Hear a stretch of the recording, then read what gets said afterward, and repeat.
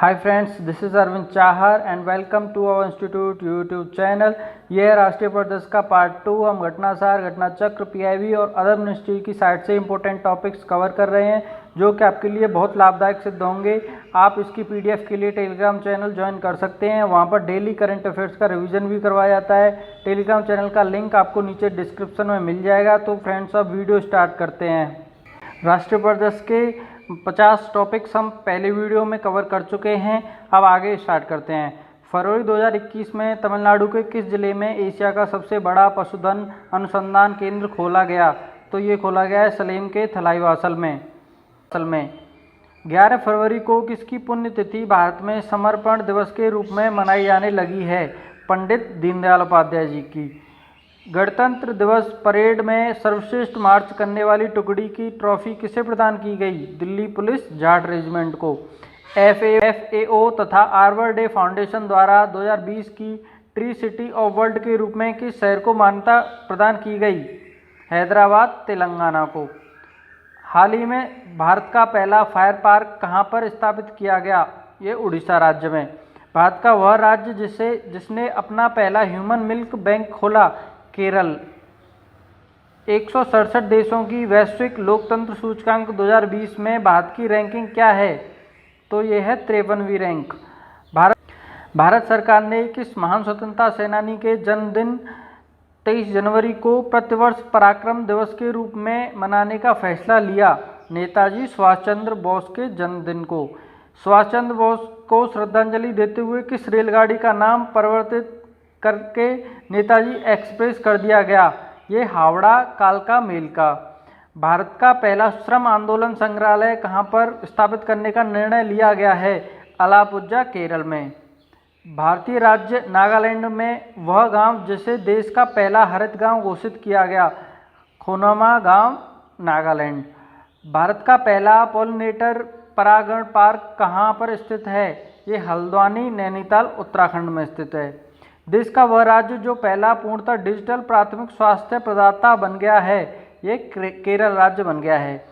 51वें भारतीय अंतर्राष्ट्रीय फिल्म महोत्सव का फोकस देश था? बांग्लादेश। बांग्लादेश को भारतीय अंतर्राष्ट्रीय फिल्म महोत्सव का फोकस देश चुना गया। भारत नवाचार सूचकांक 2020 में बड़े राज्यों में नवाचार के मामले में किसे शीर्ष स्थान प्रदान किया गया? तो ये कर्नाटक राज्य को प्रदान किया गया।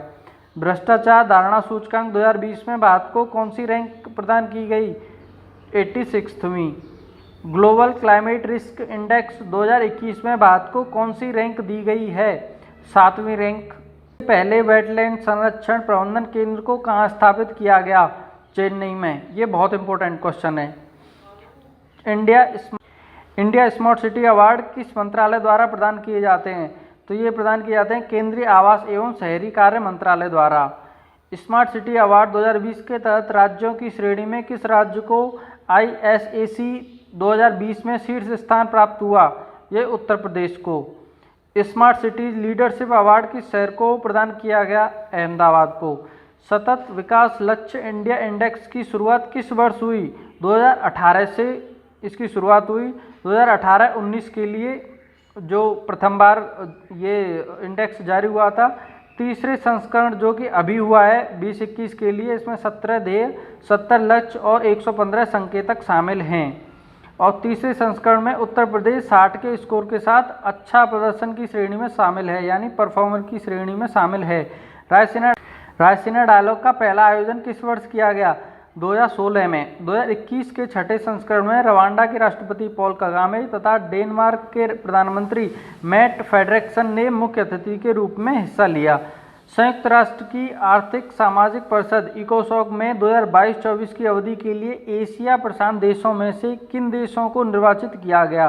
तो ये हैं भारत, अफगानिस्तान, कजाकिस्तान और ओमान। इन 4 राज्यों। हाल ही के समय में सुर्खियों में रही सिस्टोरा हिरण्यकेशी क्या है? ये बहते पानी की एक प्रकार की छोटी मछली है। यह मछली हाल ही में महाराष्ट्र सरकार के द्वारा नामित जैव विविधता विरासत स्थल सिंधु दुर्ग में पाई गई। हाल ही में चर्चा में रहे रायमोना एवं दहिंग पटकाई रिजर्व राष्ट्रीय उद्यान किस राज्य में स्थित हैं? तो ये असम राज्य में स्थित हैं, जो कि पेकवा नदी के किनारे स्थित है। रायमोना रिजर्व और मध्य प्रदेश और अंडमान निकोबार दोनों में 9 राष्ट्रीय उद्यान हैं जो कि प्रथम स्थान पर हैं, और असम 7 राष्ट्रीय उद्यानों के साथ में दूसरे स्थान पर है। ये कुछ राज्य और उनकी विधानसभा सीटें हैं जिन राज्यों में अभी फिलहाल चुनाव संपन्न हुए हैं, तो ये आपको इनकी विधानसभा सीटें याद होनी चाहिए। असम में 126 विधानसभा सीटें हैं, केरल में 140, तमिलनाडु में 234 और पुडुचेरी में 30। आज़ादी के अमृत महोत्सव का शुभारंभ प्रधानमंत्री नरेंद्र मोदी ने कहाँ से किया? ये अहमदाबाद की साबरमती आश्रम से किया गया था। भारत के पहले डिजिटल विश्वविद्यालय का उद्घाटन किस राज्य में किया गया है? तो ये केरल राज्य में किया गया है। प्रधानमंत्री नरेंद्र मोदी ने 6 राज्यों में 6 स्थानों पर लाइट हाउस परियोजना की आधारशिला रखी। वह राज्य हैं, ये राज्य मध्य प्रदेश, गुजरात, तमिलनाडु, झारखंड, त्रिपुरा और उत्तर प्रदेश। उनमें जो 6 स्थान हैं वो हैं इंदौर, राजकोट, चेन्नई, रांची, अगरतला और लखनऊ। ये आपको याद होने चाहिए, ये क्वेश्चन आ सकता है। 51वें अंतर्राष्ट्रीय भारतीय फिल्म महोत्सव में लाइफ टाइम अचीवमेंट पुरस्कार किसको प्रदान किया गया? ये इटली के सिनेमाटोग्राफर विक्टोरिया स्टोरारो को मिला। 51वें अंतर्राष्ट्रीय भारतीय फिल्म महोत्सव में भारतीय व्यक्तित्व पुरस्कार से किसको सम्मानित किया गया? ये विश्वजीत चटर्जी को सम्मानित किया गया। ये प्रथम बार हुआ है इस अंतर्राष्ट्रीय भारतीय फिल्म महोत्सव में। 51वें अंतर्राष्ट्रीय भारतीय फिल्म महोत्सव में गोल्डन पीकॉक पुरस्कार किस फिल्म को मिला? तो ये इनटू द डार्कनेस को मिला। भारतीय नवाचार सूचकांक 2020 में उत्तर प्रदेश का कौन सा स्थान रहा? ये 9वां स्थान रहा। गुजरात सरकार ने ड्रैगन फ्रूट का नाम बदलकर रखा कमलम। विश्व का सबसे बड़ा फ्लोटिंग सोलर प्रोजेक्ट कहाँ पर बनाया जा रहा है? खंडवा जिले में नर्मदा नदी पर ओंकारेश्वर बांध पर। शहरी स्वयं सहायता समूह उत्पादों के विपणन के लिए किस मंत्रालय ने शौचरैया ब्रांड लॉन्च किया? तो यह आवास एवं शहरी मामलों के मंत्रालय ने शौचरैया ब्रांड लॉन्च किया है। दीनदयाल अंत्योदय योजना राष्ट्रीय शहरी आजीविका मिशन, जो कि आवास शहरी मामलों के मंत्रालय के तहत आता है, यह इस दीनदयाल अंत्योदय योजना का एक पार्ट है। भिंडवास को रामसर स्थल के रूप में मान्यता दी गई, यह किस राज्य में स्थित है? यह हरियाणा राज्य में स्थित है। हाल ही में भारत में 4 और आर्द्र भूमियों को रामसर साइट में शामिल किया गया है। ये स्थल हैं गुजरात के बादवाना व थोल, हरियाणा के सुल्तानपुर एवं भिंडावास। भारत में रामसर स्थलों की संख्या अभी फिलहाल 46 हो गई है।